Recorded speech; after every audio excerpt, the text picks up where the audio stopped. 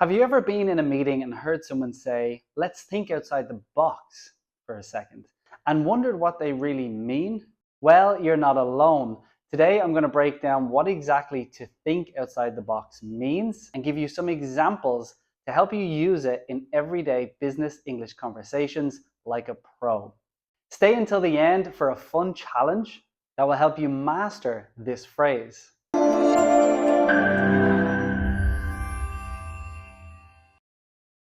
Hey English learners, I'm Dino and welcome back to English at Work. Today we're diving into one of the most popular business English expressions, which is to think outside the box. First, let's break it down to what it actually means. It's to approach problems or situations in a creative, innovative way that go beyond normal or conventional ways of thinking. But what exactly does that look like in real life? Let me show you 3 common situations where you'll see this phrase being used. The first one.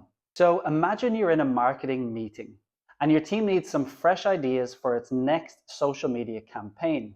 Your manager might say, our competitors are all doing the exact same thing.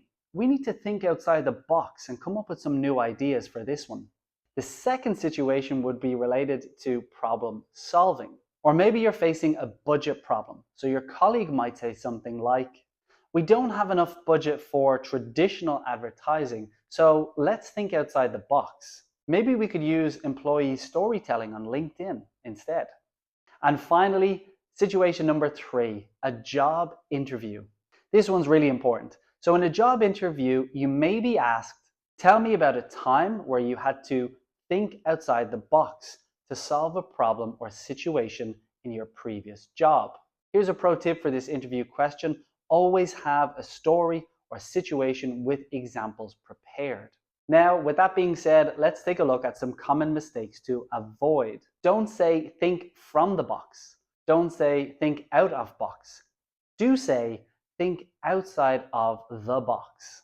Remember, we always use the before box. Now let's practice together. Here's a simple situation.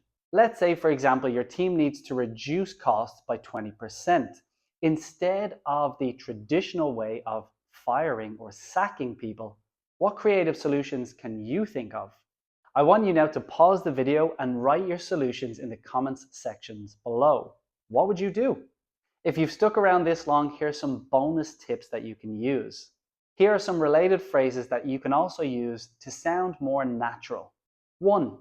Let's get creative with this. 2. We need a fresh perspective. And 3. How can we approach this differently? Now for your challenge. Like in every video, I do like to give my viewers a challenge on a weekly basis. This week, try to use think outside the box in a real conversation. Share your experiences in the comments below. I do try my best to reply to every single comment. If you found this helpful, don't forget to hit that like and subscribe button and share with somebody who's also learning English, as they may find a lot of value in this. Remember, great ideas often come when we think outside the box. See you next time.